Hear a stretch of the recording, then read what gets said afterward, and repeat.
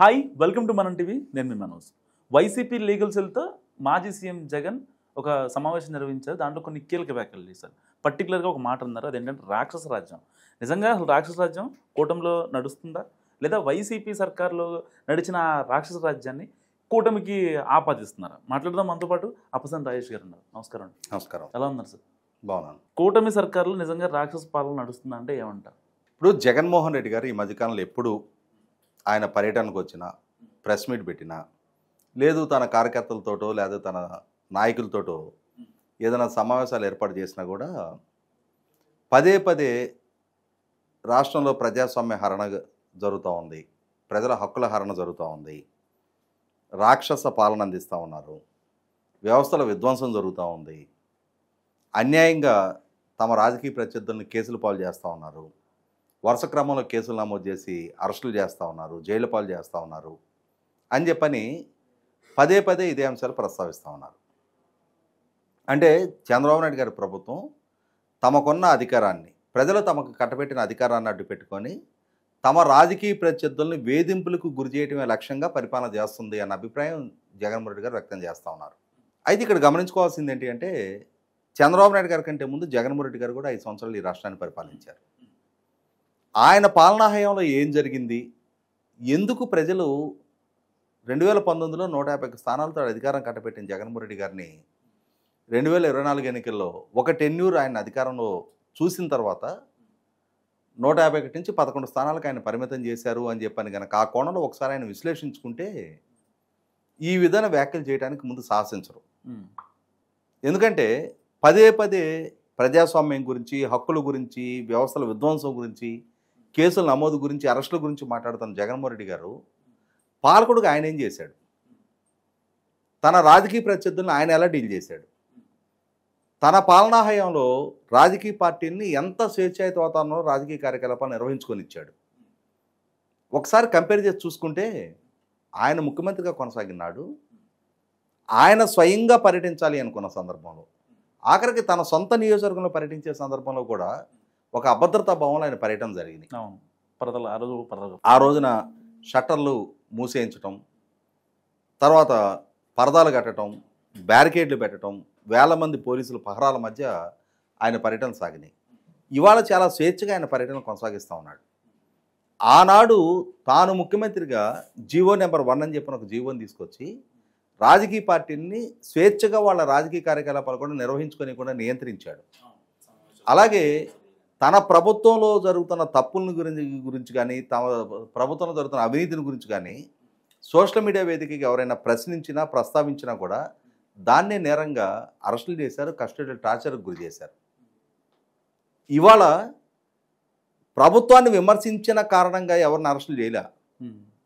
ఇవాళ సోషల్ మీడియాలో అసభ్య పదజాలంతో, జుగుసాకరమైన పదజాలంతో, మార్ఫింగ్ ఫోటోలతో, మార్ఫింగ్ వీడియోలతోటి చెలరేగే కొందరు వ్యక్తుల మీద చట్టపరమైన చర్యలు తీసుకున్నారు. ఆ విధమైన సంస్కృతిని సమర్థిస్తున్నాడు జగన్మోహన్ రెడ్డి. వాళ్ళని సోషల్ మీడియా కార్యకర్తలుగా వాళ్ళ హక్కుల గురించి ఆయన మాట్లాడుతున్న సందర్భంలో మరి వాళ్ళ కంటెంట్ని కూడా ఆయన ఓన్ చేసుకుంటే, నేనే ఈ కంటెంట్ని ప్రోత్సహిస్తానా అని చెప్పని ఆయన కనుక ఓన్ చేసుకుంటే ఆ రోజు జగన్మోహన్ రెడ్డి గారి భావంతో మనం కూడా ఏకీపిద్దాం. ఇవాళ సమాజానికి చీడ పురుగుల్లాగా వ్యక్తుల వ్యక్తిత్వానికి పాల్పడుతూ ఇవాళ రాజకీయాల్లో ఉన్న పాపానికి జగన్మోహన్ రెడ్డి గారి ప్రత్యర్థులుగా ఉన్న రాజకీయ పార్టీలో ఉన్న మహిళా నాయకురాలని, సోషల్ మీడియా కార్యకర్తలను లక్ష్యంగా చేసుకొని వాళ్ళ వ్యక్తిత్వానికి పాల్పడుతూ హిట్టింగ్ బిలో ది బెల్ట్ అంటారు. అంటే రాజకీయ ప్రత్యర్థులు కాబట్టి మనకు బాక్సింగ్లో ఒక రూల్ ఉంటుంది, అంటే బిలో ది బెల్ట్ కొట్టకూడదు అని చెప్పని. కారణం ఏంటి అంటే బాక్సింగు వాళ్ళ శక్తి సామర్థ్యాల ప్రాతిపదిక జరగాలి, అంతే తప్ప వ్యక్తుల్ని లక్ష్యంగా చేసుకొని వాళ్ళ సెన్సిటివ్ ఆర్గాన్స్ మీద దాడి చేసి వాళ్ళని నిర్వీర్యం చేయటం అనేది ఆ బాక్సింగ్ రూల్కి విరుద్ధం. రాజకీయాల్లో కూడా ఇష్యూస్ ప్రాతిపదిక మీద రాజకీయాలు జరగాలి, అంతేగాని ప్రతి నాయకుడికి వెనక ఒక కుటుంబం ఉంటుంది, ఆ కుటుంబంలో మహిళలు ఉంటారు కాబట్టి వాళ్ళని లక్ష్యంగా చేసుకొని వాళ్ళ వ్యక్తిత్వానికి పాల్పడటం ద్వారా ఈ నాయకుల్ని డిమోరలైజ్ చేయగలము అని చెప్పని ఒక లక్ష్యంతో జగన్మోహన్ రెడ్డి గారి పరిపాలనా హయాంలో వాళ్ళ నాయకులు, వాళ్ళ సోషల్ మీడియా, వాళ్ళ సొంత మీడియా వ్యవహరించింది. దాంతో కంపేర్ చేస్తే ఇవాళ ఈ ప్రభుత్వంలో ఆ విధమైన వ్యవహారశైలి కనపడటం లేదే. అటువంటి చర్యలకు ఉపక్రమించిన వాళ్ళ మీద చట్టపరమైన చర్యలు తీసుకుంటుంటే వాళ్ళని సమర్థిస్తూ ఉన్నాడు. రౌడీ షీటర్లని, గంజాయి సరఫరాదారులని ఇవాళ వాళ్ళకి అండగా నిలబడి వాళ్ళ కోసం ఈయన పర్యటన చేస్తూ ఉన్నాడు. వాళ్ళకి మద్దతు తెలుపుతూ ఈయన ప్రసంగిస్తూ ఉన్నాడు. అలాగే జగన్మోహన్ రెడ్డి గారి పాలనా హయాంలో అవినీతికి పాల్పడ్డ వాళ్ళు ఈరోజు ఈ ప్రభుత్వానికి రాజకీయ ప్రత్యర్థులు కాబట్టి అని చెప్పని వాళ్ళ అవినీతి మీద విచారణ జరపకూడదని చెప్పని జగన్మోహన్ రెడ్డి గారు కోరుకుంటా ఉన్నాడా? తాను ముఖ్యమంత్రిగా ఉన్న రోజుల్లో మరి తన ప్రభుత్వం ద్వారా ఆ రోజు శ్రీకాకుళం జిల్లాలో అచ్చెన్నాయుడు గారు, కోన రవికుమార్ గారి దగ్గర నుంచి మొదలుపెట్టి అనంతపూర్ జిల్లాలో జేసీ ప్రభాకర్ రెడ్డి గారి వరకు చాలామంది తన రాజకీయ ప్రత్యర్థులైన నాయకులను అరెస్టులు చేయించాడే. అరెస్టులు చేయించిన సందర్భంగా వాళ్ళ అవినీతికి సంబంధించి కానీ వాళ్ళ మీద మోపబడ్డ ఆరోపణల్ని బలం చేకూర్చే ఒక్క సాక్ష్యాధారాన్ని న్యాయస్థానం దృష్టికి ఆయన తీసుకురాలేకపోయాడే. కేవలం తన చేతిలో అధికారం ఉంది, తన చేతిలో వ్యవస్థలు ఉన్నాయని చెప్పని ఆ రోజు తన రాజకీయ ప్రత్యర్థులను వేధింపులకు గురి చేయడం, కక్ష సాధింపు చర్యలకు పాల్పడటమే భాగంగా వాళ్ళందరినీ అరెస్ట్ చేసి జైలుపాలు చేసిన జగన్మోహన్ రెడ్డి గారు ఏ సందర్భంలో కూడా తన రాజకీయ ప్రత్యర్థుల ప్రమేయాన్ని నిర్ధారించే ఒక్క సాక్ష్యాన్ని కూడా న్యాయస్థానం దృష్టికి తీసుకురాలేకపోయాడు. అంటే వ్యవస్థల దుర్వినియోగానికి పాల్పడింది జగన్మోహన్ రెడ్డి గారా, ఇవాళ చంద్రబాబు నాయుడు గారా? అసలు ఆ రోజు కేసులు నమోదు, ఆ విచారణ ప్రక్రియ ఎలా జరిగింది? ఎవరి మీదైనా ఆరోపణలు వచ్చినప్పుడు మొట్టమొదట వాళ్ళ ప్రమేయాన్ని నిర్ధారించే సాక్ష్యాధారాలు చేత పట్టుకొని వాళ్ళని విచారణకు పిలిచి వాళ్ళకి నోటీసులు ఇచ్చి వాళ్ళ వాంగ్మూలాన్ని నమోదు చేసుకొని వాళ్ళు విచారణకు సహకరించుకొని ఉంటే అప్పుడు అరెస్ట్ చేయాలి. లేదు వాళ్ళ ప్రమేయాన్ని నిర్ధారించే సాక్ష్యాధారాలు సేకరించబడితే వాళ్ళని అరెస్ట్ చేయాలి. కానీ ఎక్కడ ఏ ఒక్కరికి సంబంధించిన అంశంలో కూడా ఈ ప్రొసీజర్ ఫాలో కాలేదే. ఈఎస్ఐ మందుల కొనుగోళ్లలో అక్రమాలకు పాల్పడ్డారు అన్న ఆరోపణల మీద వందలాది మంది పోలీసులతోటి అచ్చెన్నాయుడు గారు ఇల్లు ముట్టడించి ఆయన అరెస్ట్ చేసి తీసుకొచ్చారు. 70 రోజులు జైల్లో ఉంచిన తర్వాత ఆయన బెయిల్ పిటిషన్ ఫైల్ చేసుకుంటే ఏసీబీ ఆ బెయిల్ పిటిషన్లో ఫైల్ చేసిన కౌంటర్లో అచ్చెన్నాయుడు గారికి ఆర్థిక ప్రయోజనాలు చేకూరిన సాక్ష్యాధారాలు మా దగ్గర లేవు అని చెప్పని కోర్టుకు స్పష్టం చేశారు.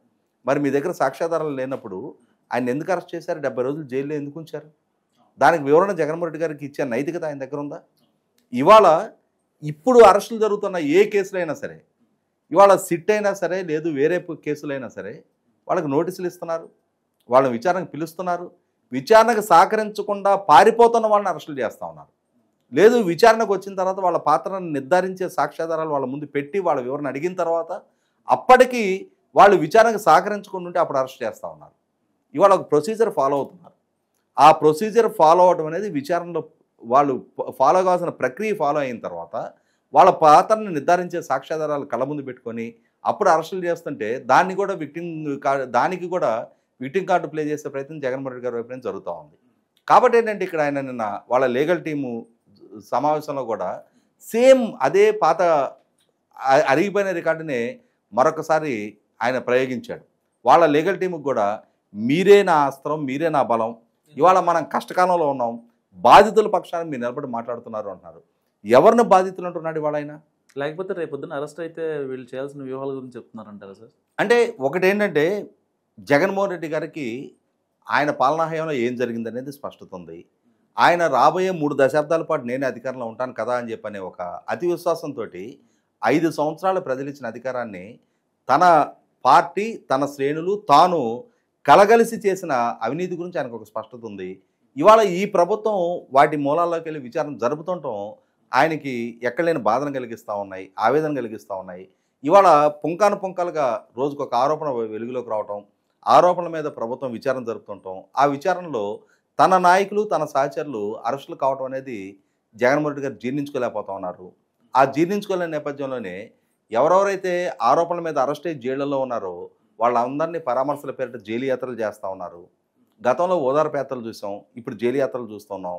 అలాగే చాలామంది వివిధ ఆరోపణలు ఎదుర్కొంటున్న నాయకులని ఆయన పరామర్శిస్తూ ఉన్నాడు, వాళ్ళని బాధితులుగా చిత్రీకరించే ప్రయత్నం చేస్తూ ఉన్నాడు. ఈ నాయకులు, వీళ్ళ వ్యవహార శైలి, వాళ్ళ అవినీతి, వాళ్ళ వ్యవస్థల విధ్వంసం ప్రజలకు అనుభవపూర్వకంగా నిర్ధారణ అయిన తర్వాతే మొన్నటి ఎన్నికల్లో ప్రజలు ఆ తీర్పు ఇవ్వడం జరిగింది.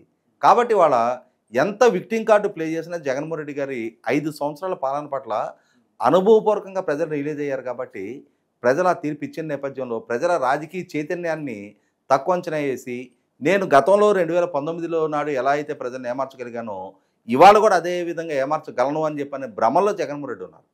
కానీ 2019 ఎన్నికలకు ముందు పాలకుడిగా జగన్మోహన్ రెడ్డి గారిని ఒకసారి కూడా చూడలేదు. కాబట్టి ఈయన పాలనా దక్షత పట్ల, ఈయన మాట నిలుపుకునే తత్వం పట్ల ప్రజలకు అవగాహన లేదు కాబట్టి ఆ ఎన్నికలకు ముందు ప్రజలు ఈయన మాటల పట్ల కన్విన్స్ అయ్యారు.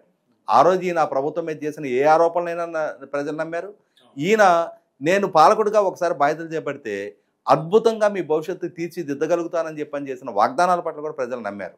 కానీ ఒకసారి పాలకుడిగా ఈయనకు బాధ్యతలు దక్కిన తర్వాత, పాలకుడిగా ఈయన పాలనా దక్షత పట్ల ప్రజలకు ఒక అవగాహన వచ్చిన తర్వాత, ప్రజలకు వచ్చిన స్పష్టత రీత్యా ఎవరికి వాళ్ళకి వాళ్ళ జీవితాల్లో జగన్మోహన్ రెడ్డి పాలన చూపించిన ప్రభావం దృష్ట్యా వాళ్ళు మొన్నటి ఎన్నికల్లో ఆ తీర్పు ఇచ్చారు.